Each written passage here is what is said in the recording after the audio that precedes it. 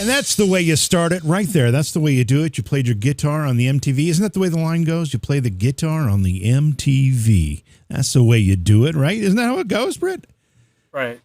Where's the chicks for free and your drugs for nothing? No, your drugs for free and your chicks for nothing? Something like that. That same song, right? Yeah, it is the same song. It's Money for Nothing by Dire Straits. And I don't know why it was on my mind when our opening theme played, but it was, so I went with it. By the way, welcome to everybody. It works. As people are filing into the chat rooms, thanks for being here for the live stream. And if you're listening to the podcast version of the show, please share that as well. We have, we get between 8,000 and 10,000 downloads of every episode of the podcast, like within 48 hours of the show being released, and we're really, really grateful. What do you prefer, Britt? Do you prefer a podcast version of the show, or do you like to be around for the live stream of a show? Does either one matter to you? It actually doesn't. I am a podcast and books on audio consumer. I listen to it all day while I'm working because I normally work alone, and I do listen to the podcast normally the day after, the next day. I very rarely listen to them live. So that's how I do. I'm a day after when it's convenient for me. You remember so I can pause it while I got to talk to people. And do you remember the days, whether it was a radio show or a television show, where if you didn't catch it at the time it aired, good luck ever seeing it? Right? Remember those days? You had to sit in front of the television at 8 o'clock on a Thursday night to be able to catch the show you wanted to see.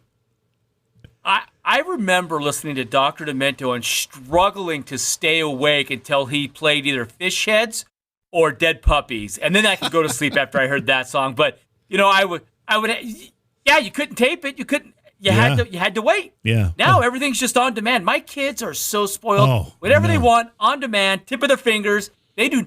You know what kids don't know today? Patience. Kids don't know patience, number one, but the adrenaline rush of when the commercial starts, to race to the bathroom, go to the bathroom, shoot to the kitchen, grab the soda pop, pour it into the cup, put it back in the refrigerator, and pray to God you get the cap on all the way, and then run back to the couch without spilling anything before it starts. Gosh, how big was your house? Or you hear your sister or brother go. How big was your house? How far did you have to run? It was pretty far. It was a couple thousand square feet, I think, But it seemed far. I was a little kid. I had little legs. Yeah. But then you would hear your brother or whoever go, "It's on! It's on!" Yeah. And then if you're in the bathroom, washing your hands is out the window. You're just going for it. And they also don't appreciate or understand the fact that, you had to wait until that one night a year that Rudolph the Red-Nosed Reindeer aired on CBS to be able to sit down and watch it. Yes. And if you missed it, that was it for the year. You had to wait for that one night. And you planned, for 3 weeks, you planned that night in advance, because it was so important to be there, catch it, get ready for. It's a lost thrill, I guess. Speaking of thrills, we're going to talk about something that's quite thrilling tonight. Actually, I've got this book here, Origins of the Gods. We've got one of the authors, Gregory Little, with us tonight. We're going to be talking about this. And this is something that we've touched on a lot of times on this program and the predecessors of this program, these ideas of interdimensional beings and connections between ancient cultures and these extraterrestrial or interdimensional beings. And Gregory is far more fluent in this than I am, and we're anxious to talk about. But I just want to give you a little information about our guest tonight, because he's a really accomplished guy. Dr. Greg Little has a master's degree in psychology and a doctorate in counseling and educational psychology from Memphis State University. He's a nationally certified psychologist who specializes in criminal treatment. He's the author or co-author of more than 30 books and some 40 treatment workbooks. He's been featured in 14 documentaries on the History Channel, History 2, Discovery, National Geographic, Sci-Fi, MSNBC, and the Weather Channel. Along with his wife, Laura, for over 10 years, he was involved in the search for Edgar Cayce's Atlantis in the Bahamas. And, of course, as I showed you, we're going to be talking about his book that he co-authored with Andrew Collins, the book called Origins of the Gods tonight. But I'm curious, Greg, before we get into the book and the information that went into the book, first of all, welcome. But you and your wife did some exploring, some searching for Atlantis, the Atlantis as defined by Edgar Cayce. Is that right? Yes. We've been heavily involved with the Cayce organization for quite a while. I'm a lot older than I look. Everybody tells me that. But anyway, we've been in the We have been in the Casey organization for decades, and starting around 2001, actually the same time I met that British guy, Andrew Collins, who's the co-author of this book, we began a search that lasted over 10 years. We made 25 week-long trips into the Bahamas, got our own boat to do this, did a lot of underwater exploration. We got our own side scan sonars. We actually had 3 of them at one time. We did a lot of underwater filming, and that was most of the documentaries we made. We found 31 crashed planes during all that, including 3 that are definitely Bermuda Triangle planes that disappeared, supposedly never found. And then the others, some of them we knew what they were. We found some drug runner planes. That was interesting. And just a lot of other stuff. We found loads and loads of stone formations, but we have never said that we found any remnants of Atlantis. And that I could talk about probably for hours on end as I can this topic. So if you want me to stop, whenever you want me to stop, do something, wave or something, because I can talk your entire hour and keep going. Well, I want to ask you about your thoughts on Edgar Casey's ideas, particularly this Atlantis idea. Obviously, you thought enough of it to go in search of it. I mean, you spent time, energy, money, and other resources in search of proof of his ideas. But in general, after the 10 years of searching, where do you land on those ideas now? Well, the last thing that we found relates to what we were looking for after we began. We actually began it because of Andrew Collins. And at a conference in Virginia Beach at the Casey organization, Andrew showed a couple of photographs out of some books by Charles Berlitz that came out in the 70s of 2 underwater structures that no one had ever been able to find. One of them was supposedly a triple ring of stones, standing stones in shallow water in the Bahamas. People had searched for it for decades, never able to find it. And I remember seeing him show that picture in the ARE, and I turned to my wife and I said, we're going to go find that thing.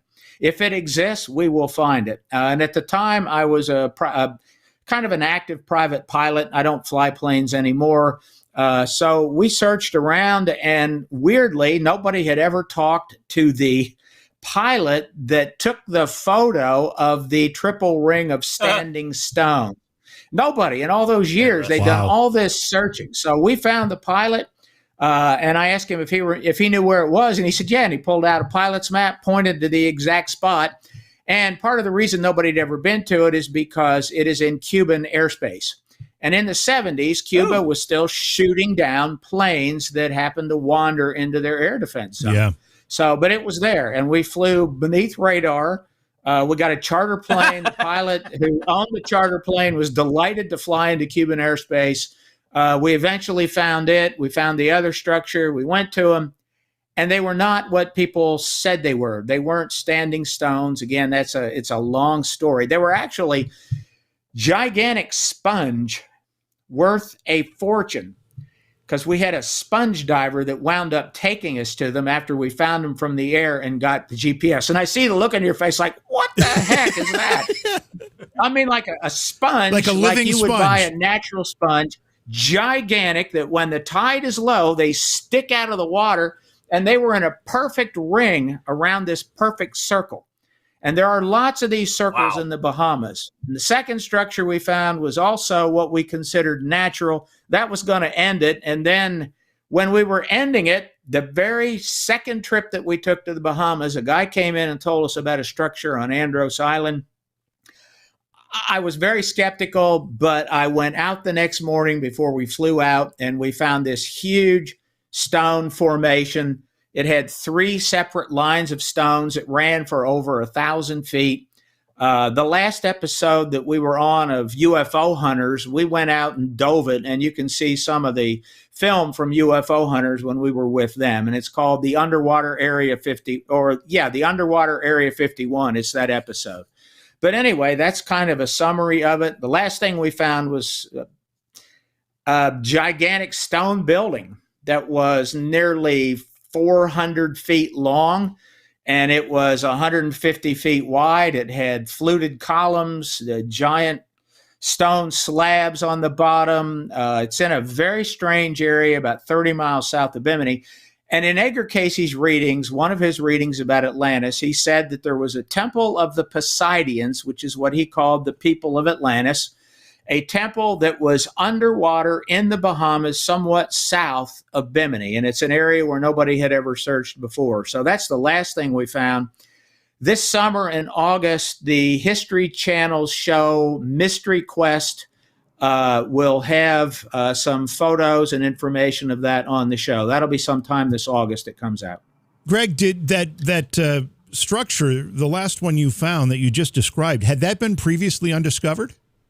Yes, nobody had ever found it. And it is. We were working under archaeological permits primarily. With the film crews, we went under film permits. But under the archaeological permits, we had the Bahamas officials notified, and they declared it an archaeological site. There's a long, weird story about that, but a person representing Microsoft Corporation, wound up buying the salvage rights to it. Oh, wow. And the idea was to rebuild the structure, and they haven't done anything. He did manage to go to it. We're not allowed to say where it is or give any instructions about how to get to it, like the GPS, because somebody could come in and loot it and take whatever's there. But that'd be a big task. You would need a gigantic boat. It's the size of a World War II aircraft carrier. Wow. That's basically what it looks like on the bottom, surrounded by pure white sand. It's stunning, under about 20, 25 feet of water, depending on the tidal flow. And what do you suspect? Just a sec, Brett. What do you suspect is there an interior to it, or is it a skeleton, or how does this work? And if go ahead. It looks like the way it's laid out. It's like a giant teardrop shape, and the way it looks like a huge wave, like a tsunami hit it and just knocked it over. That's what it looks like. It looks like it was just totally destroyed and knocked over by a giant tsunami. It doesn't look like it. It definitely didn't fall off of a boat, and it wasn't a boat that sank there with it. But that's what it looks like. Look, and it's made out of polished schist. It is purple schist, and it's the same kind of stone that the Oracle of Delphi is made out of. We had it tested at the two premier geology labs in the United States at universities, and both of them said the same thing. It either came from Norway or Greece. That's where the stone came from. So this is underwater. I got a couple questions. I'll just fire them at you. You can answer them how you feel. So it's underwater. So was it always underwater? Do we think that they built it underwater and did their thing underwater? Did you ever have it dated? Do we know how old it is?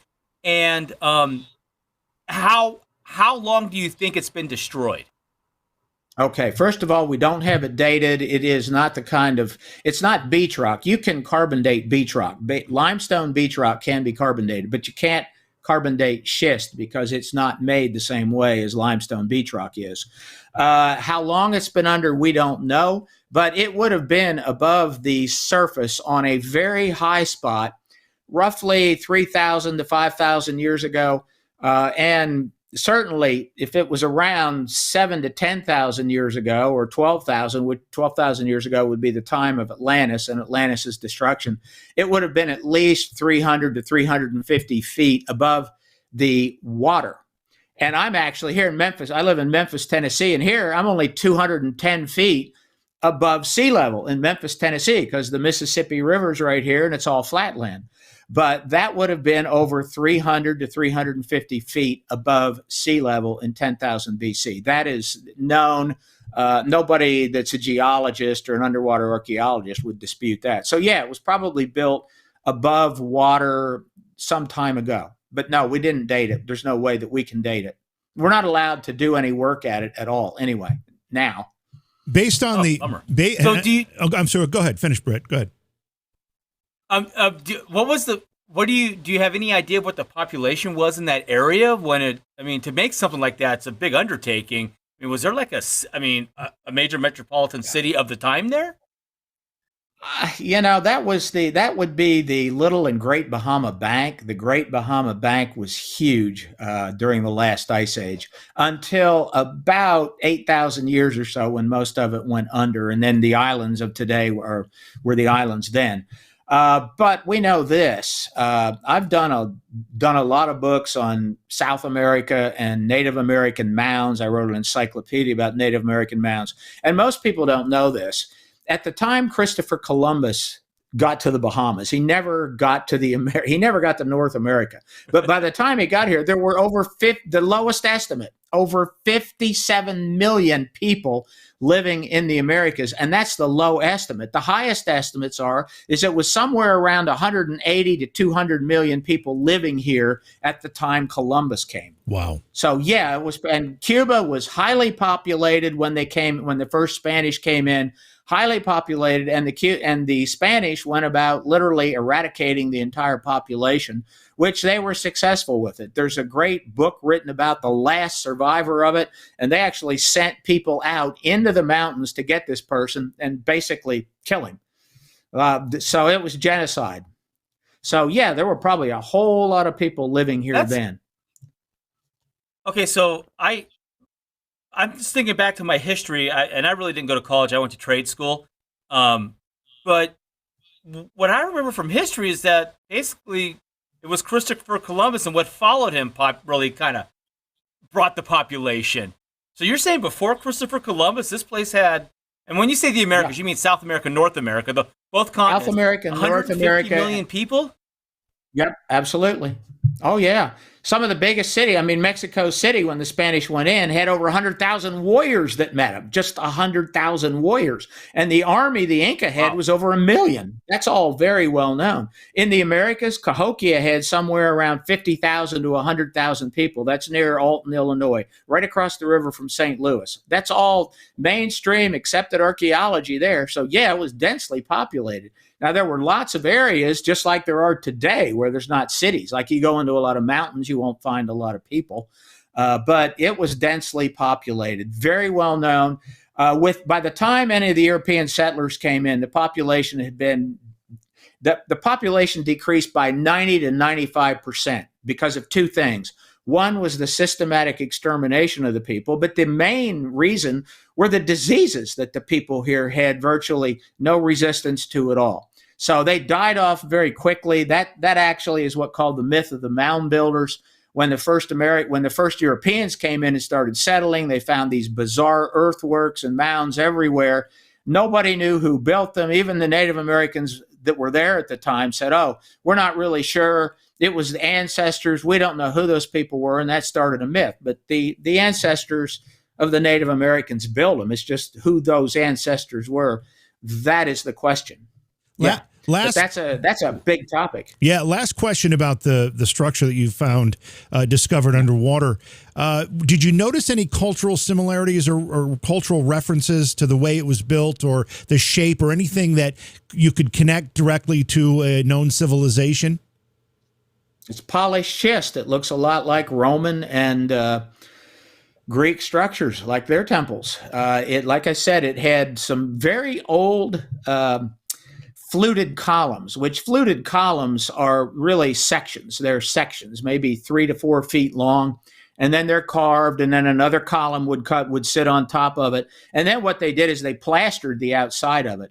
But this is polished schist. It's the same thing like the ancient. The Oracle of Delphi is one example, but loads of them in Greece were made out of polished schist, and it's beautiful. When we first got a piece of it for testing, we got a pretty big piece off of we broke a piece off of what we called the refrigerator because it looked like a giant refrigerator, this giant piece of it, and we didn't know what it was at the time. But when we broke it off, it actually glowed purple on the inside because the sunlight was coming through, and it was really stunning to see. We got a lot of photos of it and so on. But yeah, it looks like those. Now, exactly what it is, when it's from, we don't know. All right, so I have to ask you, as we transition the conversation to begin talking about the book, you're a psychologist. In reading the bio, your work, there was a criminal connection. You have to tell us a little bit about what that work is. But at what point did this fascination, interest, and exploration of these more, I don't know what we'll call them, maybe spiritual or esoteric or whatever ideas, when did that intersect your life? Because I don't know that I would have naturally made an assumption that a psychologist might be out searching and researching this type of stuff.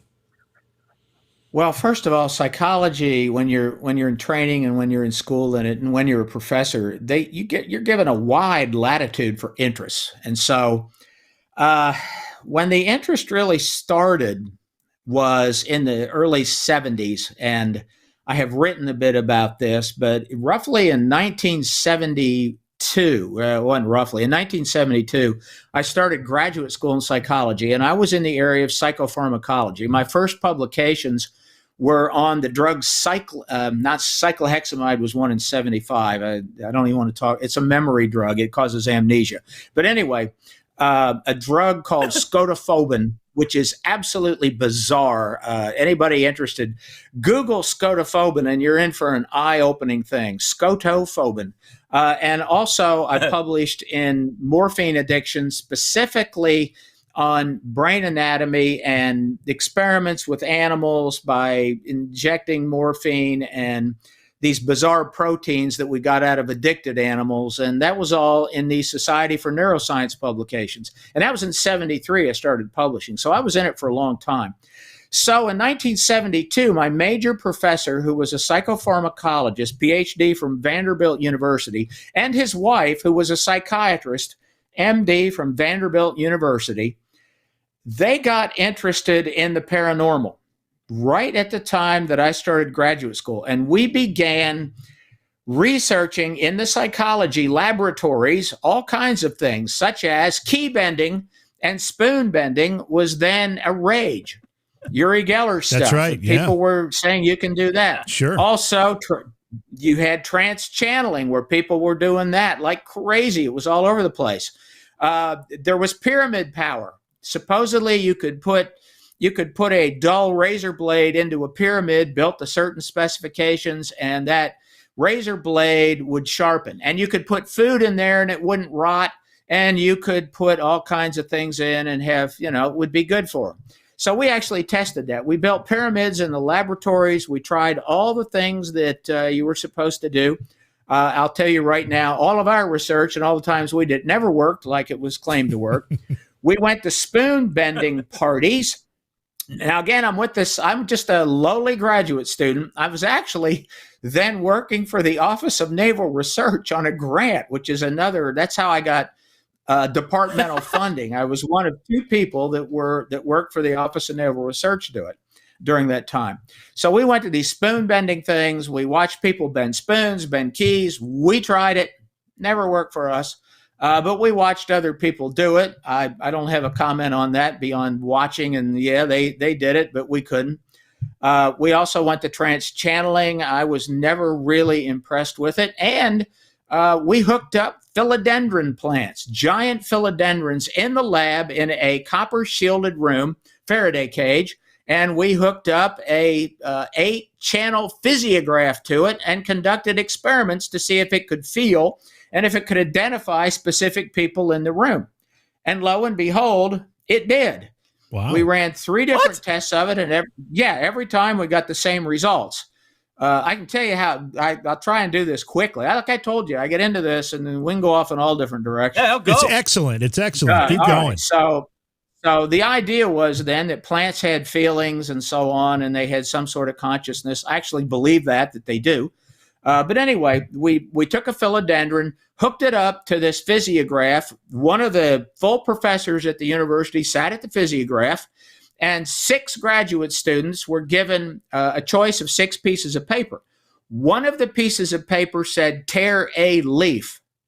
The others were blank. Our instructions were, if you get the blank piece of paper, go into the room, stay in there for 2 minutes, don't do anything, and then leave. The person that had tear a leaf was supposed to go into the room, sit in the chair, go tear a little piece of the leaf off, sit in the chair till the 2 minutes were out, and then come out.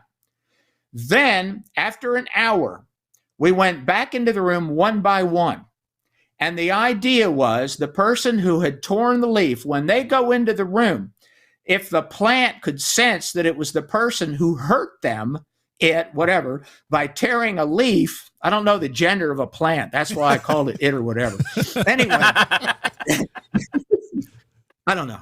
I'm not a biologist either. That's another story. I'm a psychologist, not a biologist. But you misgender a plant. I know. So anyway, it worked. It worked every time. The plant immediately on the physiograph, it started responding like crazy when the person who had torn the leaf went into the room. So that is one of the studies that we did. But I did that for years with them. And then I got involved in UFO stuff in the 80s. I was very interested in abductions. I was very interested in stories like Edgar Cayce and how in the world somebody like Edgar Cayce could do what he did. And that actually got me into Cayce and got my wife into Cayce at the time, too. But that was kind of the start.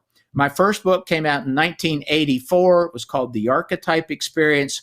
And it was a follow-up to Carl Jung's first book, or his last book, which was on UFOs, and it was called Flying Saucers, A Modern Myth of Things Seen in the Sky. It came out in 1959. Nobody had ever written a follow-up to it, so that's how I started.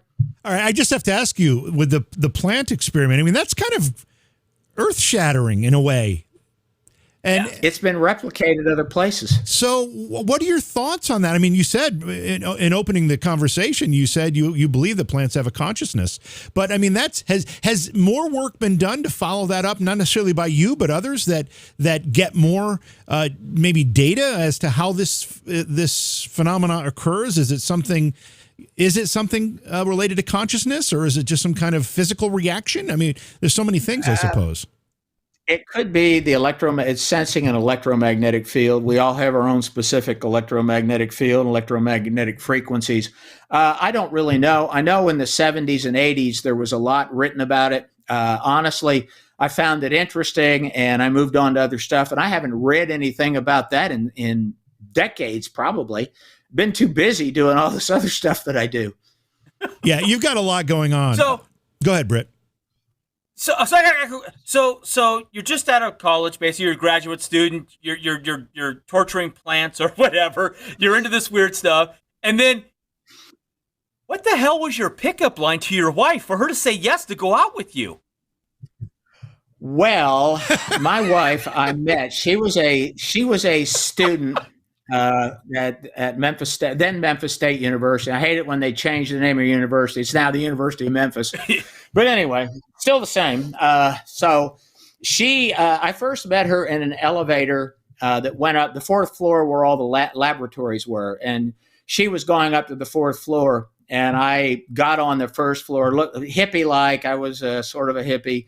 And which was weird because I was going to Navy bases all over the South. Being this hippie doing testing of Navy pilots, because for 2 years I did that with my graduate assistantship. But I met her when she volunteered to assist in a learning class that she was taking by a person who then became my major professor. And I was doing my master's thesis on the effects of a drug called cyclohexamide on houseflies. And she had a choice to do that in her class, or she could go to a mental health center downtown and do some volunteer work there, which is what she wanted to do, but she didn't have a car to get downtown. So she wound up helping me run my flies with that drug. And that's a story that's bizarre, too. I actually started out injecting houseflies, which is kind of a trick to do, and I'll tell you how you do it. You get a house fly in a tiny little cage, and you put it in the freezer for 5 minutes.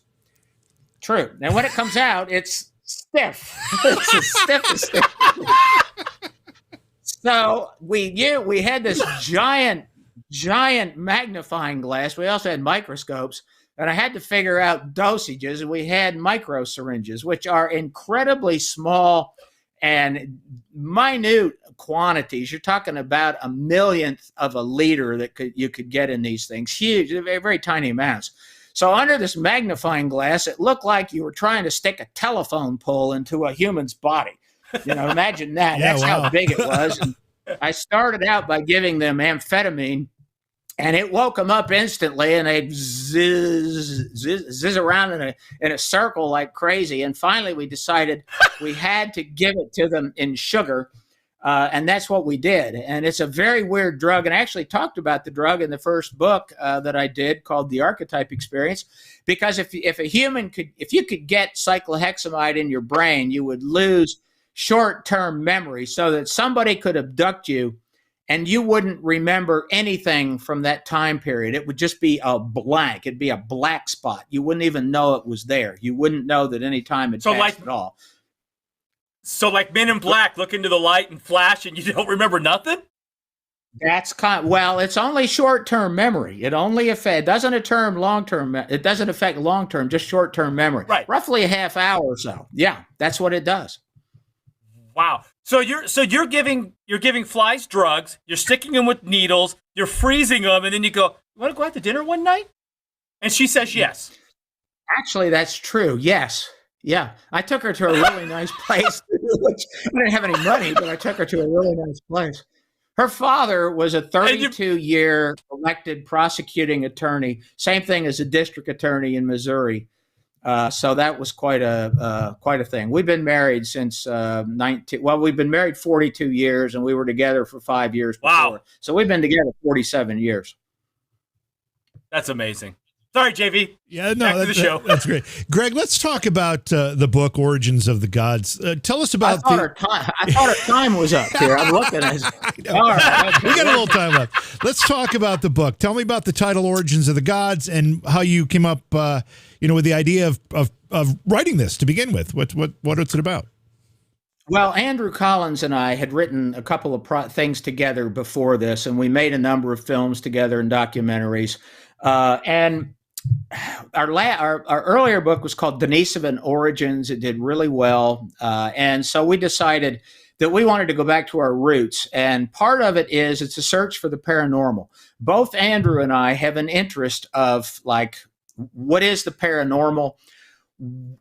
What is it when you have the contactees in the 1950s, when a flying saucer would land and an entity would walk out? Sometimes it was a glowing being. Sometimes it was a Nordic woman. Sometimes it was some sort of a creature that looked like a typical gray. But they'd walk out, they'd talk to a contactee, and they'd say, "We're from the planet," or "We are from Jupiter or Mars or Venus," or somewhere like that.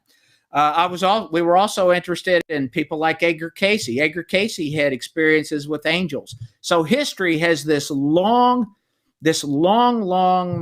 series of events about these creatures. Call them angels. You can go back to biblical times, but mankind has always interacted with these things. And of course, that's what the show Ancient Aliens is all about. Andrew is on most of the Ancient Aliens shows. He's one of the featured people that's on it all the time. He's also on the William Shatner's new series almost every episode.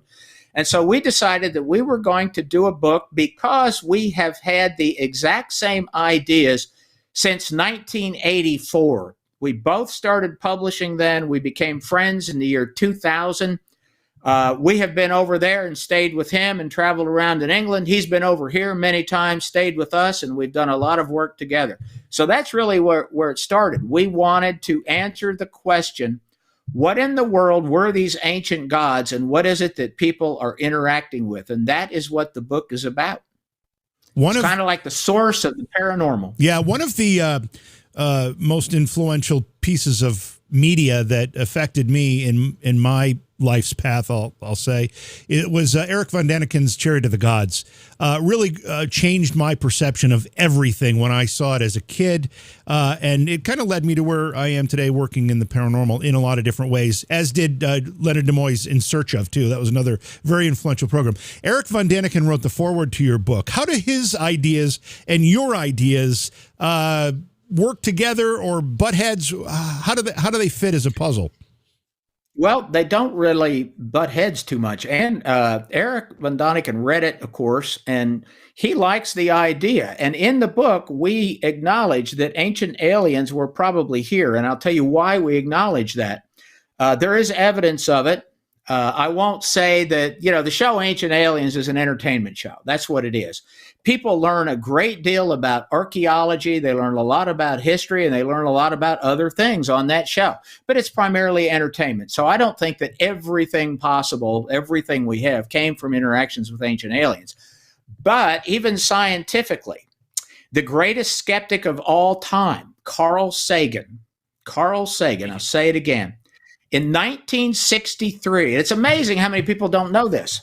In 63, Carl Sagan wrote a scientific article in a peer-reviewed journal called Space and Science. In that article, he calculated the odds that aliens had visited. He said it is an absolute certainty that aliens had visited here in ancient times. He said to look in ancient Sumeria for the evidence. He also calculated and said that the odds of them being here and how many visits they made 10,000 visits, he said. That is what he thought over a period of about 2 million years.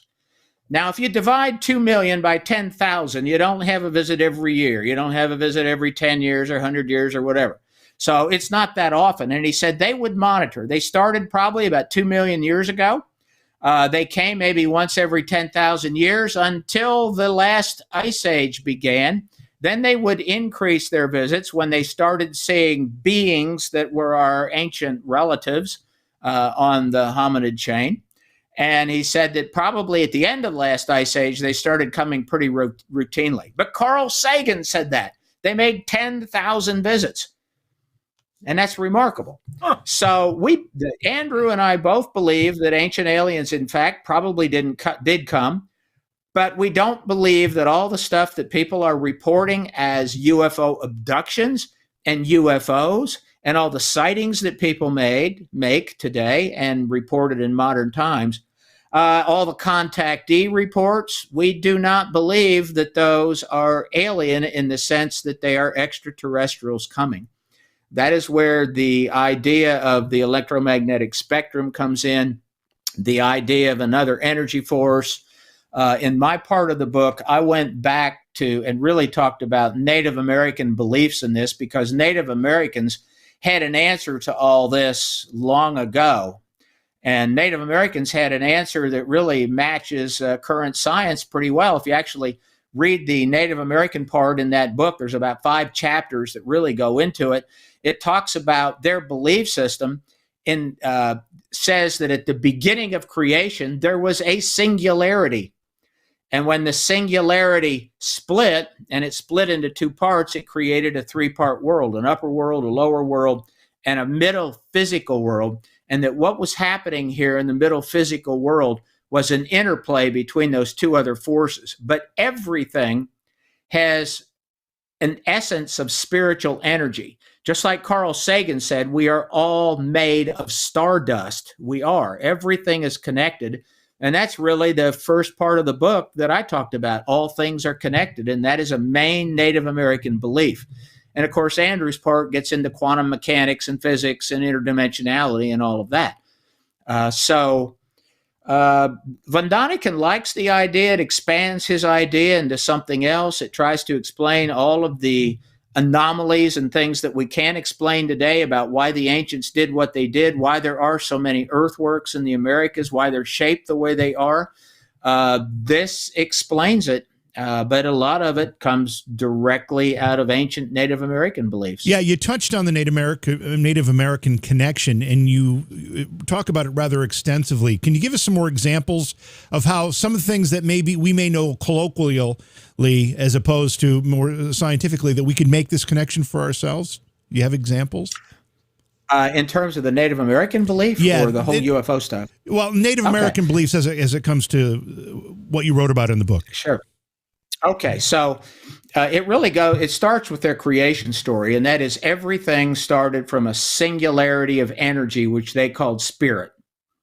You know, they use the term the Great Spirit. That is a translation of their word, whatever word it may be in the tribe. But it all started as a spirit. And in this explanation that they gave, and it's really from the mound builders, the Zuni tribe, which is the oldest Puebloan tribe that exists, and the Algonquin tribes, they said that it had a type of consciousness, and for its own reason, which is inexplicable to us, it's beyond our understanding, it became 2 parts, 2 opposing parts, almost like a yin-yang symbol, and began to rotate. But that's a contradiction in terms. You can't have a 2-part singularity. So the exact moment that it created these 2 parts, it split. The upper world is in this idea and in this spiritual belief. It is the power of creation. It's where things are created. It's the upper world powers. The lower world is the power of disorder. So you have order in one hand, disorder in the other. So we term that, using some of their terms too, creation, and disorder is the process of entropy. Entropy is a scientific physics fact, and that everything that is created, from the moment of its creation, it begins a process of breaking down back to its most primordial component, whatever it is. Everything that's created, whether it's a relationship, whether it's a physical object, doesn't matter what it is, it becomes disordered. It falls apart. So what they said is, what Native Americans say, and this is their sacred belief. This is not the children's story. The children's stories were for the commoners. They were to teach, make interesting stories, but to teach about morals and that kind of stuff, right and wrong. But in this story, the physical world that we live in is a three-dimensional world, and it reflects the upper world power, creation, and the lower world power, which is entropy. It's reflecting both of those, and it is a place where those two powers have an interplay, a constant interplay. And into this three-dimensional world where they put us, we're totally spiritual. So are plants in this belief system. So are rocks and everything else. So let me go through that quick. Rocks are solidified spirit. Water is flowing spirit. Fire is spiritual energy being released. And crystals are purified spirit. It's the most pure form of crystallized spirit that you get. So they figured out a way to align rocks and different kinds of stone, and earth, which is the most primordial form of it, along water. And they use crystals in in their rituals, all of which were used to manipulate and harmonize with these spiritual powers. So our role in this, why humans were placed here on earth, our role was to harmonize with these two gigantic powers, the forces of the universe, creation and entropy. That is why we're here. And in the course of that, here on this physical plane, there were manifestations of these spiritual powers from the upper world and from the lower world. One of the manifestations is called the trickster. And the trickster is a little bit of both. The trickster entity can appear physically. They actually did rituals. The book describes one of those rituals. It's a Cheyenne ritual called the Massam ceremony, but it's not just the Cheyenne. It's all the Algonquins did it. The Hopi and the Zuni have their own version of the same thing. And it's a way to make these spiritual powers basically become physical, and you can interact with them. So there is this spirit of disorder. If you think about some things with UFO abductions and so on, I've had lots of conversations with Whitley Strieber on this. Whitley really likes the idea. Whitley really believes that Native American stuff is tied into it. At the cabin where Whitley had his initial encounters, he had most of his encounters at a cabin in the woods in New York State. Whitley told me once when we were talking, he said, I've had on my land, I have Indian mounds. And he said, I wonder if the Indian mounds had something to do with it. And we talked about it. And in my way of thinking, yes, they probably did. So that is kind of the Native American stuff in it. We put some of the stories that they have and legends that they have about beings coming down. All of the beings that they have from the stars all come down in balls of light. They're always encased in light, and they're called light beings, and they're called guardians. They talk about harmony. All of the stories are pretty much the same from them. And when they return in a light form. And of course, that's Edgar Cayce's idea too. Cayce talked about our soul that went to the stars after we die, and that we came from the stars here, that we were some sort of a spiritual energy and souls. So that's one way that Edgar Cayce fits into this thing. You also talk about certain places on Earth that have particularly dense or high levels of electromagnetic energy, whatever happens to be, and they can serve as portals in some fashion. Talk a little bit more about that. And I think Skinwalker Ranch is one of those. Yeah, Skinwalker Ranch is definitely one. Andrew has been to Skinwalker Ranch. He talks a bit about that in the book. I believe Native American shaman, and we're going way back here in time, back to actually in Andrew's half of the book. He starts with shaman that Israeli archaeologists discovered near Tel Aviv, and they dated the remains of the shaman's objects that the shaman was using to 400,000 years ago. Wow. So this attempt to contact this paranormal force, there's evidence now going back 400,000 years, and it's something we've interacted with for all time, I believe, and Andrew believes too. So, okay. All right, I got myself way off track. Where do you want to go? I wanted to talk about the properties of these places on Earth that exist, like Skinwalker Ranch, that are different than maybe my backyard. Right. Okay. So one of the reasons I went to that Tel Aviv thing is because it's a cave. Caves, you are encasing yourself in the most primordial spiritual energy that exists, and there are rocks that are also there. Native Americans found that they could align earthworks in specific ways using earth. And there are incredible earthworks. The most incredible earthworks in the world are in Newark, Ohio. If you live anywhere near it or ever get there, go to Newark, Ohio and ask where Mountain Builders Golf Course is. That's not the same as the serpent mounds, is it? Nope. That's different. No, Serpent Mound would be swallowed by the Circle and Octagon in Newark, Ohio, the Great Circle there. These are the largest structures in the world. They are still intact. And the only reason they've been totally intact is because starting in the 1800s, a golf course was put there with the understanding that they would not dig into it, that they would not alter it. And it's absolutely incredible. We know what it was used for. It tracked the moon's movements over its 18.61 lunar cycle. 18.61 years. So it took 18.61 years for it to be built. It's gigantic now. We're talking about something that is physically gigantic.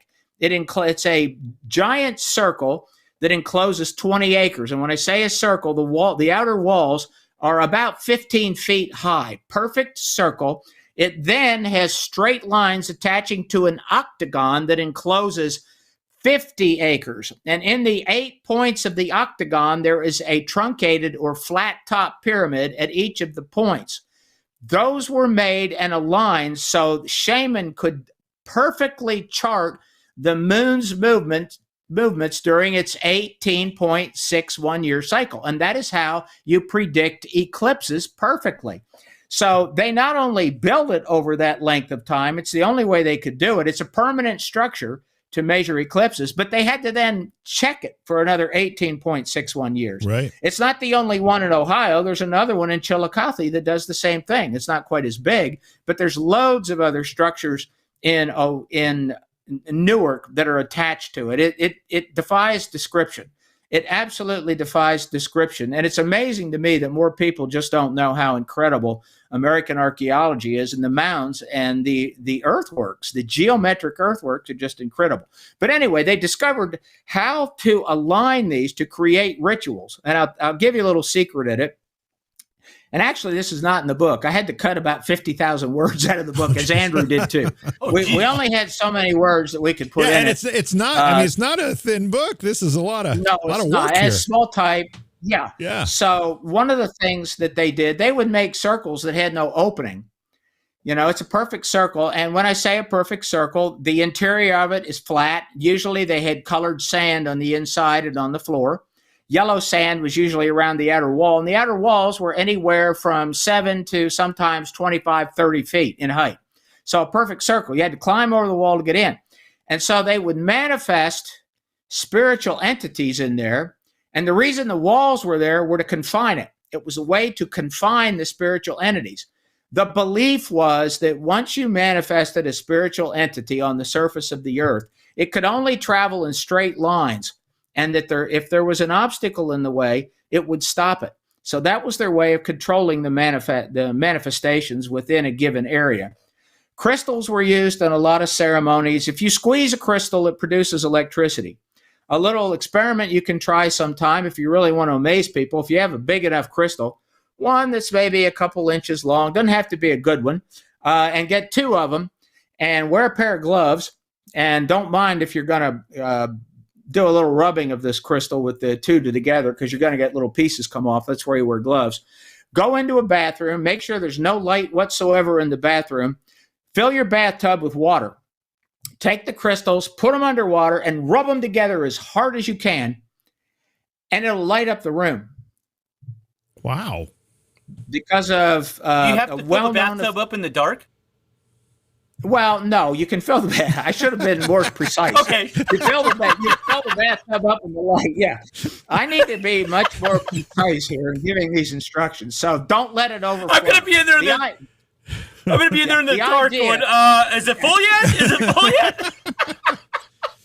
Well, if you can't tell if it's full in the dark, then that's another issue there too. But no, fill it up in the light.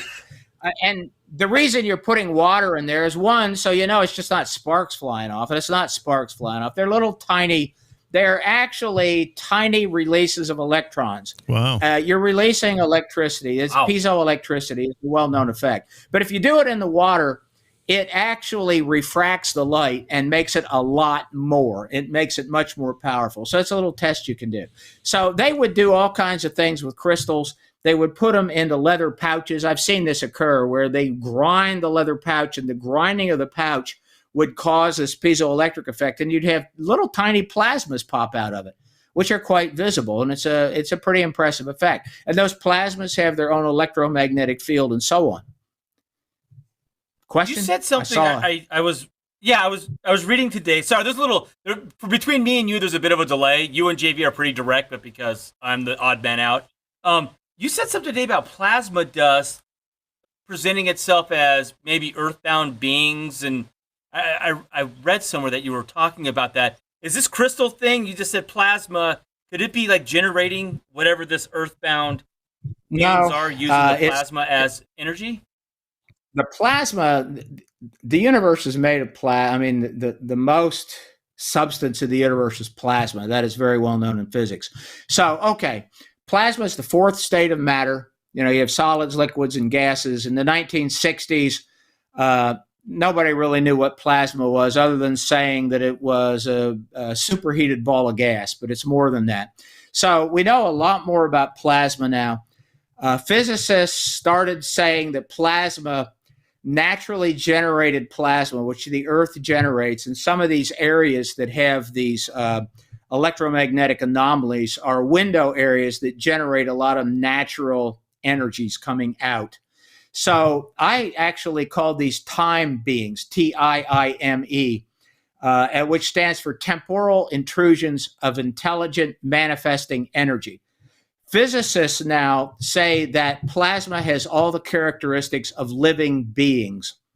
It reproduces.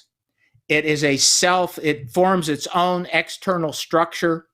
It has what looks like DNA forming in it.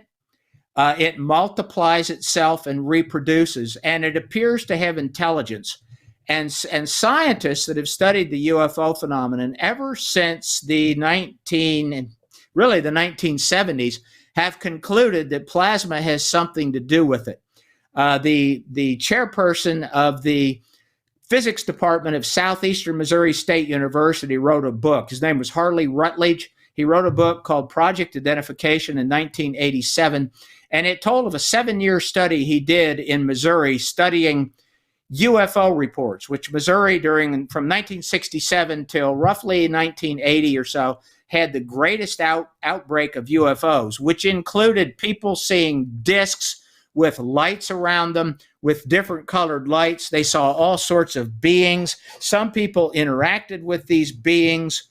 I have interviewed a lot of the people that saw it, and many people that saw it, as a matter of fact. And so the idea here is that plasmas are intelligent I see it as, I mean, you can call it spiritual energy or whatever you want to, but it's temporary intrusions of intelligent manifesting energy. And it interacts with us. And in its interaction with us, it manifests itself based upon our unconscious state. It's interacting with us biochemically and electromagnetically, and it interacts again with our cultural expectations and our unconscious psychological expectations. So that thousands of years ago, people saw angels. Back in the 1800s, people saw these flying ships. You're probably familiar with all those reports that occurred. Mm-hmm. In Europe, in the 1400s, 1300s, actually all the way up to roughly the 1500s and 1600s, people saw fairies. The Muslims called them jinn, the Muslim jinn, the same thing. Native Americans called them tricksters or the Mayan, the little people. There's a lot about the little people and little people manifestations and people's interactions with the little people in the book. Andrew has taken this a step further in the book, and Andrew talks about interdimensionality, multidimensionality, and he talks about string theory and quantum mechanics, quantum tunneling, and a lot of stuff that is probably the most interesting material that I've ever read. Andrew's section was probably the most interesting stuff I've ever read. And you probably need to get him on as a guest at some point. Oh, yeah, well, that would be amazing. Britt, we've almost gotten to the end of our hour with Greg, but if you've got a couple more questions you want to go really with. already? Yeah, I know. And the thing I have so many questions. Well, the thing is that the first half hour, Greg introduced about 5 other topics that we could spend whole shows on each of them, and we're going to have him back. But if you want to jump on a couple questions before we end here. I wanted to. The other thing I heard you talk about the other day was DMT, THC, microdosing, changing your mindset to be able to see. But DMT is that seems to be the newest drug. And I was wondering what your experience was with researching DMT specifically. Because if I'm correct, and correct me if I'm wrong, please, because you're the professional, I'm definitely not. But DMT is the synthetic version of a drug that the brain creates. Is that correct? Well, okay. So the brain has neurotransmitters.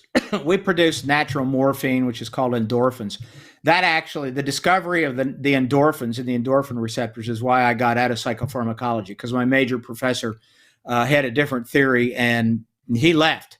He went into private practice, and I actually went into private practice with him and his wife. That's another story. Anyway, okay, so yes, there is, the brain produces a substance that is chemically similar to DMT in very small doses. It is released primarily at night while you're asleep. That is probably what causes a lot of dreams, and if not all dreams, and vivid dreams. But yes, dimethyltryptamine, I've had some experience with it. We had synthetic DMT, or I call it synthetic DMT. We had that in the labs with loads of other synthetic drugs that were given to us by the DEA. We were doing research for the DEA at the time. This was in the early 70s again. So the question is, and I think I know what you're referring to in that discussion, skeptics will say that under the influence of those drugs, you are hallucinating. Basically, you're producing your own visions and seeing what you expect to see. So there's another possibility in that, and that is that it is altering your receptor sites, particularly receptors maybe in the visual cortex, which the retina of the eye has 2 different types of receptors, the rods and the cones, and they are essentially electromagnetic energy receptors. They're antenna. That's what they are. People don't know that, but we have millions of antennas inside our eyes, and what those little antennas do is they pick up a tiny little narrow spectrum out of the visible spectrum of the electromagnetic energy spectrum. So, and then that energy goes back to the visual cortex, but it's tuned in such a way that we can't see infrared light, nor can we see ultraviolet or anything on the rest of the wavelengths, either to low waves or high frequency waves. We can't see those. If we could, we'd be blind. We wouldn't be able to see anything. It'd just be swirling light all the time. So the possibility is that given those substances, it's possible that it may somehow alter these antennae in our eyes, in the retina of our eyes, and the impulse that's going back through the optic nerve to the visual cortex in the back of the brain. And it's possible that people are seeing things that do exist, but normally they are totally invisible to us because we are not tuned to that part of the electromagnetic energy spectrum. That is a possibility. Wow. So are they still working with that to this day? I don't know of anybody who is doing that. If they are, they're being quiet about it. But there's a lot of research that goes on that nobody knows about. Government research in particular. I wrote a bit about that in the book. I stumbled onto it many, many years ago and found a lot of research that just nobody knows about in this field, in all these fields. In the field of, the Navy actually patented 3 years ago a electromagnetic plasma generator that produces a decoy in the air. It looks like it's an object. It looks like it's flying. They can make it move all different ways, impossible angles, and they can change the shape and size of it. It can be picked up on radar because it's a dusty, exotic plasma. As a plasma forms, it begins pulling in whatever it can to physically materialize. It is highly electromagnetic, so it pulls in all kinds of dust. And actually, the British government, in a report called the Condign Report, which came out in 2006, was released in 2006 to the public, it actually said that all genuine UFOs are dusty plasmas and exotic plasmas that appear to interact with us, but we don't have any idea what they are. That's what they said back in 2006. That was the official UK Ministry of Defense report. Wow. Lots of research out there that nobody knows about. It's hard to find. You got to spend a lot of time to find it. It ain't on the internet. No, you actually got to go look through a book and read papers. So is it possible? You got to get in. You have to get access. Yeah. Go ahead. Sorry. Go ahead. Right. Is it possible that our eyes, like you said, I've always said the spectrum of light is this wide. We just see a little sliver of it as humans. Animals see a little wider. Younger babies see a little wider. Is it possible that our brain is just recording everything it's seeing, and then maybe that when we offset our brain a little bit, get a little too drunk, do a little shrooms, microdose some LSD, do some that all of a sudden the brain can't filter out the stuff that would confuse us, and all of a sudden we start seeing replays of stuff that we've seen before? Well, anything's possible. Possible. There's a thing called synesthesia. We know that when you take hallucinogens of any kind, there's a thing called synesthesia, and it is the crossover. I used LSD a long time ago, statute of limitations long ago past, decades ago, 70s. But anyway, you can see music under the influence of LSD. If you take enough, you'll see music. You'll actually see the music forming. You can smell sound. You can smell color, and that is the crossover. And they believe, now I'm saying they believe this, they believe that what it does is, I talked about the optic nerve. Well, you have audio nerves that go in the Wernicke's area, and it's believed that there's some electrical crossover there that the hallucinogens cause, so that the electricity, it's actually not electricity, but the electrical impulse going from your eyes to the back of the brain gets short-circuited, and some of it goes to the hearing area of the brain. So we know that occurs. Exactly how it occurs is unknown, but it has to do with neurotransmitters and so on, as everything does. Greg, so anything is possible in this. Yeah, Greg, can those short-circuiting neurons happen to somebody when they're not on these types of substances? Because I'm looking for an explanation for some of the things that Britt says at a time. He'll just blurt out these things that make no sense, and I'm trying to find a reason for them. So can these short circuits happen just randomly as well? Well, I'm not going to, I can't say if his, but what I will say is that yes, they do. There are people that have this. There are many, many people that have had it. And it can occur from a bump on the head. Sometimes people get sick and it can happen. Various illnesses will do it. So yeah, that happens. Not as often as maybe you might like. But yes. I don't normally get to talk to people like Dr. Gregory, JV, so I got to ask all my crazy questions. I have these thoughts, and it's like, what the brain stores stuff, and then what would make it come out? And all of a sudden you have a hallucination that no one else sees, but you're seeing it. Yeah, no, they're great questions. Greg, one other question has been floating through chat a number of times. The person who asked this question is very, very persistent, so I need to ask it. But they wanted to know your thoughts on Royal Rife. Scientist from the 19... No? Okay.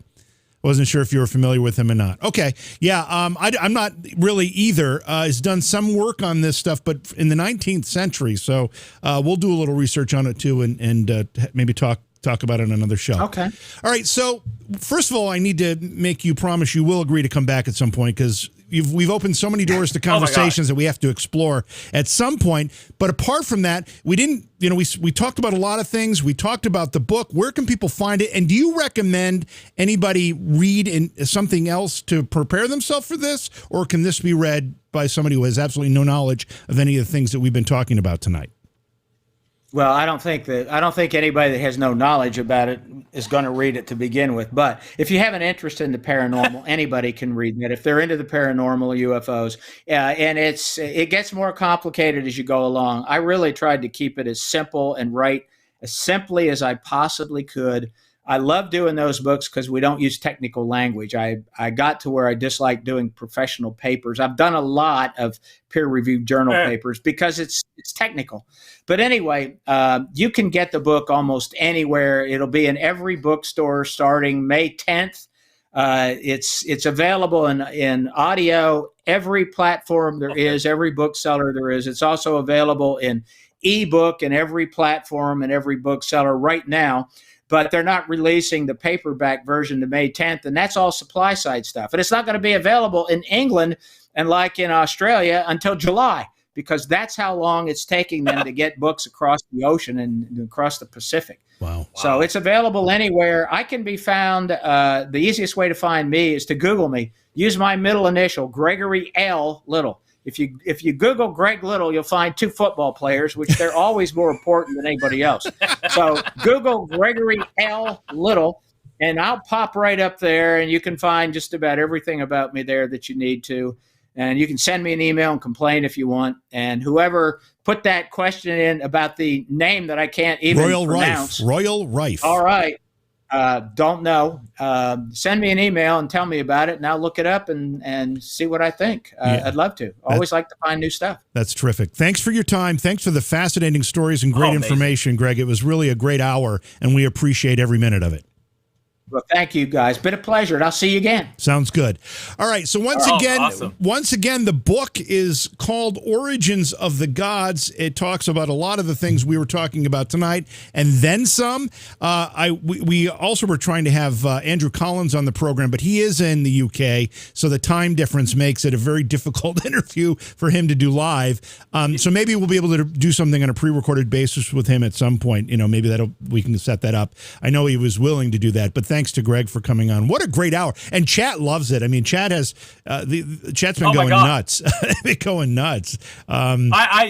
He comes out of the gate with Atlantis. I mean, geez. And he's out there searching and underwater. He's like Jacques Cousteau and filming it and all these great stories. That was amazing. Yeah. I did not expect that at all. I was and he was entertaining. Yeah.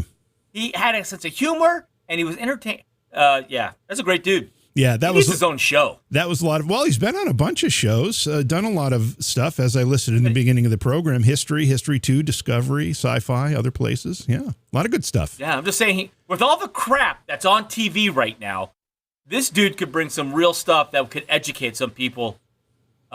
He needs a show. Video Demon said, great interview. Smitten Kitten said, great guest. I agree with both of those. It was an excellent time. And thank you for the contribution of the cookie, Video Demon. That's very, very generous and kind of you. One of our chatters in YouTube was asking about Royal Rife, and I had no idea who Royal Rife was. I did a quick search, and Dr. Royal Raymond Rife and the Rife Machine, born in 1888 in Elkhorn, Nebraska.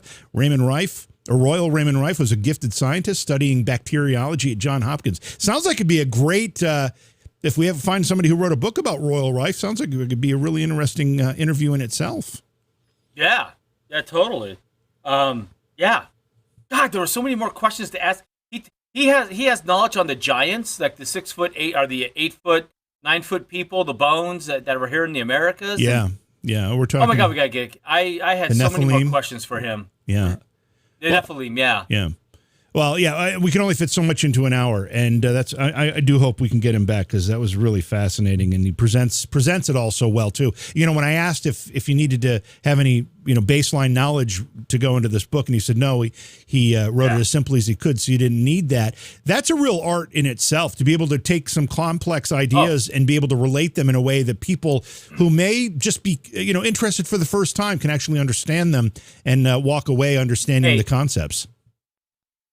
If he can make it for me to understand it, then anybody will be able to understand it. So it's perfect. Yeah. Do you understand it? He's got book on, and it's on audio, so it's even more amazing for me. So for the people that are, do a lot of driving or, sit at a cubicle and, data entry, books on audio. It's amazing. That's how I learn a lot of stuff. That and podcasting. Yeah. But man, what a great interview. What a great guy. Yeah, a lot of fun. A couple trivia. What? On what? So I have a question, JV. You're Italian, right? Because you keep telling me I look like your fat uncle, Pudgy. My pudgy Italian uncle, yeah. You definitely look like my pudgy Italian uncle in this artwork. Whoops, not that artwork. This artwork. Uh-oh. You definitely look like my pudgy Italian uncle in this, yeah. All right. Or this thing, yeah. Oh, my God. Yeah, pudgy Italian uncle. Well, I ran across this video, and I wanted to ask you, did your mom, people will smudge their home to I guess, push out the evil spirits. Yeah. That's what the Native Americans do. That's what most people do.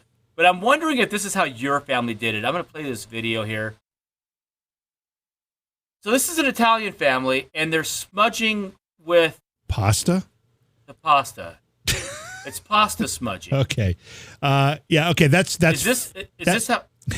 That's funny and all. But there's no, that's just steam coming off the end of pasta that hasn't boiled yet. No, that's not how the Italians do it. We're not that stupid. I mean, we're stupid, but not that stupid.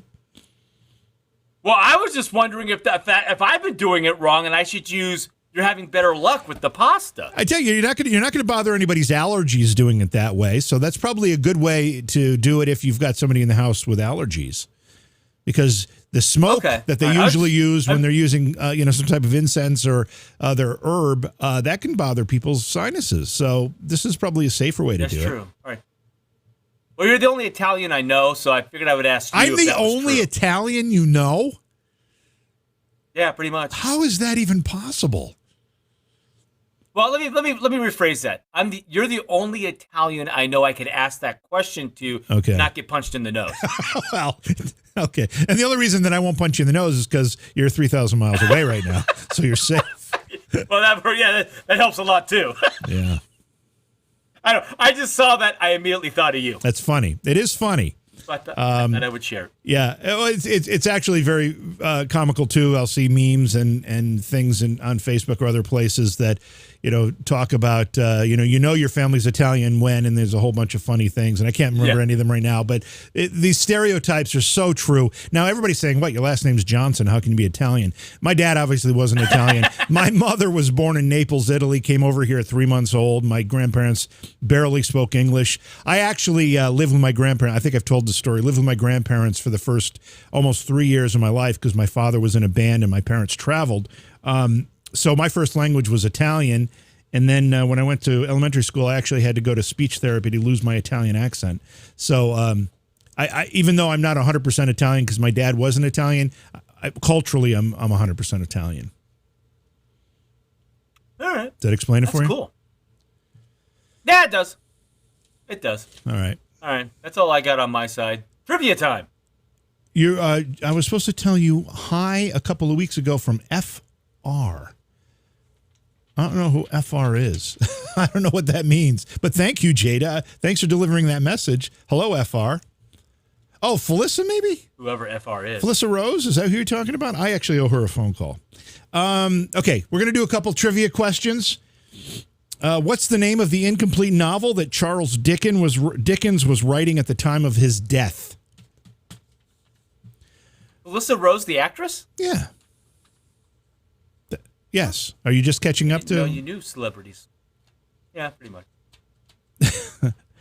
What is the name of the incomplete? Maybe I'll have Felissa come on the show next week. We could talk to her about something. Who knows? That'd be fun. Yeah.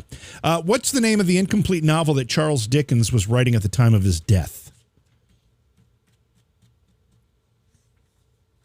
Yeah, Jada, I haven't talked to Fliss in a while. This whole COVID thing just interrupted the schedule of events and the flow of all that stuff. I was traveling all the time, going to events and booking people. I actually have an event in Vancouver,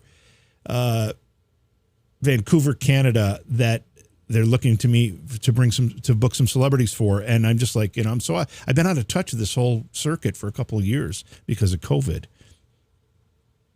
Anyway. Yeah, COVID screwed up all the fun. Brett, I don't know what you're doing with that right arm of yours that's shaking like crazy, but please make sure that camera doesn't slip down. Ooh. What was that? What? Well, I'm in a bigger screen that I can see of myself, so I can totally see what I was doing. Oh. But you have me so squared out that it's kind of hidden. I thought we had a Jeffrey Toobin I'm drum moment going soloing on. my knees. We had a Toobin going on. Oh, no Jeffrey Toobin moment. No, I'd let you watch. No, don't say that. I don't want anybody to think that. What is the name of the incomplete novel that Charles Dickens was writing at the time of his death? Yeah. Toobin and Dickens, huh? What's on your brain? A New Year's Carol, A Christmas Carol. I told you I was sick. I told you I was sick. That's funny, actually. Oh my God. Christmas I have Carol. no idea. I don't know anything about Dickens. You don't know anything about Dickens? You know what his most Other than famous? He was a writer, and I had. You know his most famous work was, right? The kid on the boat, right? In the river? The kid on the boat in the river? I'm drawing a blank. Tom Sawyer? Oh, well that would be Mark Twain, not Charles Dickens. Oh, wrong author. Okay, that's right. Actually I knew that. Dickens. What did Dickens write? Don't help him, people. Don't help him. Let him work through this. Dickens wrote. I had to read it in high school, right? I don't know. I mean, it was like a required reading of it in English class, right? I don't know. I didn't have to read any of Dickens' work in English class. But that's maybe it's different where you went. I don't know. I mean, it's pretty. I can't remember. Okay, it should be. I mean, the fact that you're struggling with this means you're not thinking the right way. Charles Dickens wrote A Christmas Carol, Ebenezer Scrooge, and all that. That's his most famous work. He also wrote Tale of Two Cities. Duh. I mean, yeah. So I'm really kind of sorry I asked the question because that was painful. So let's see, where is it? Yeah, it was painful for me. Video Demon said The Mystery of Edwin Drood, and that is exactly the right answer. In the story, a man named Edwin Drood disappears, but Dickens didn't write far enough to reveal what happened to him. Oh, wow. So that's a mystery. Oh, that is a painful one. Because it probably would have been a fascinating story. Holy cow. Wow. Holy cow. Mystery. All right, next question. Here we go. Who played James Bond in the 1969 film On Her Majesty's Secret Service?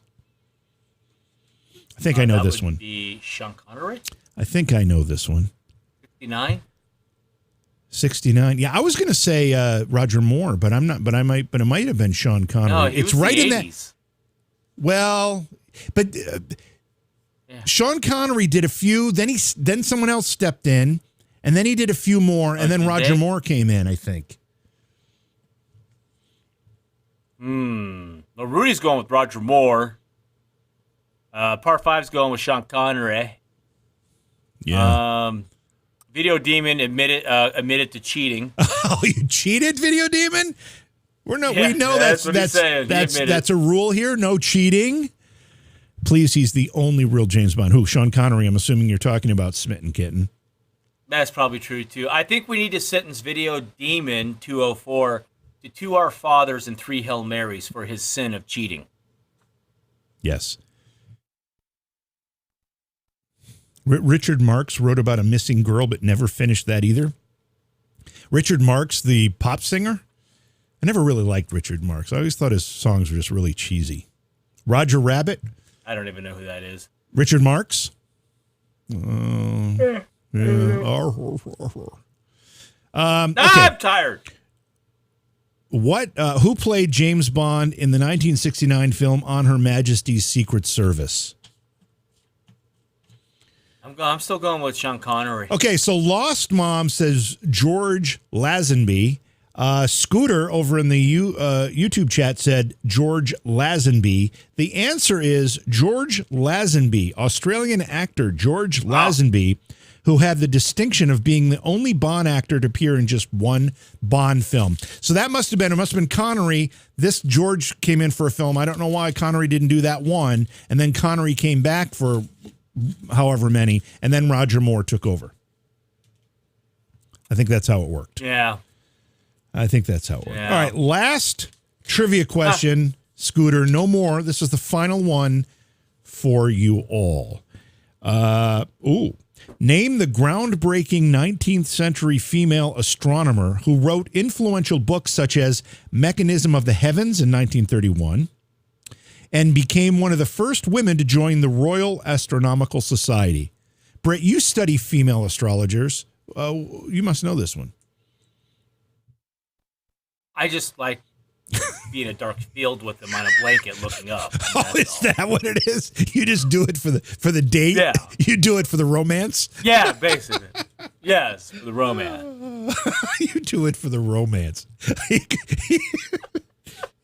He's into female astrologers because he can get them in a dark field on a blanket where no one can hear you scream, apparently. Oh, yeah, pretty man. much. What was the question again? Name the groundbreaking 19th century female astronomer who wrote influential books such as Mechanism of the Heavens in 1931 and became one of the first women to join the Royal Astronomical Society. That'd be Sean Connery. Go with Sean Connery. Always go with Sean Connery. Ayn Rand. Yeah, I have no clue. Madame Ruby. I'm a Star Child. Yeah. I'm a Star Child. Jodie Foster. Jodie Foster. Yeah, Jodie Foster, that very, very famous 19th century female astronomer. Okay. All right. We got no more guests. Listen to satellites. Pardon me? That's all I got. Eileen Over. Yeah. Yeah. Eileen Over. Ben's sister, right? All right. The answer. Nobody's gotten the answer. Yeah. No clue. Mary Somerville. Among her many contributions to astronomy, no, I didn't. Among her many contributions to astronomy, Somerville hypothesized about the existence of a planet in our solar system beyond Uranus. She was later proved right when Neptune was discovered. So there you go. Neptune. She was looking around. Right. So she was out in a dark field with you, Brett, looking around Uranus and found Neptune. She was wetting around my anus? Not Uranus. What did you just say? Look at you turn red. Uranus, not your anus. Okay. Wow. Somebody's got a dirty mind tonight. Talking about tubing and dicking and. Whoa. Oh my God. Yeah, normally it's me in that world. We're using a silly trivia of the day calendar, and I'm only on. I'm still on Thursday, July 29th, 2021. So I got a ways to catch up. Got a way to catch up here. Yeah. I know, Scooter. We need Harold Butts. We need Harry Butts to talk about Uranus and his mission there. Oh, okay. All right. Well, that's going to do it for tonight. We went off the rails. We did. Thursday night, we have, who is this? Merch. What? Yeah, well, you can talk about merch. While you're looking it up, people go to... While you're looking it up? Oh, okay. Go to the website, paranormalirl.com. Go to the merch button. We have T-shirts up. There's a couple new T-shirts, a Bigfoot T-shirt and a alien T-shirt is up there. Don't stop believing. Yeah, the alien shirt has been taken down because of misspellings. Oh, is there a misspelling on that? Yes. Which word? Believing. Alien? No, maybe that too, but believing for sure. Oh, damn it. I just copied and pasted it from the other one. No, you didn't, because one is spelled correctly and one is spelled incorrectly. Mm-hmm. Which I thought was quite a trick. Anyway, all right, well. Wow. Yeah, because normally I just copy and paste that shit. All right, well, I'll fix that and put it back up. Anyway, just buy some shirts. It helps us. It helps supports JV and I.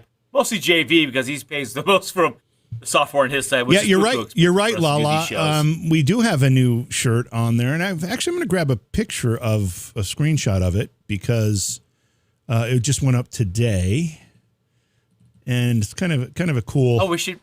Kind of a cool thing. It's an 11/11 shirt. What is that?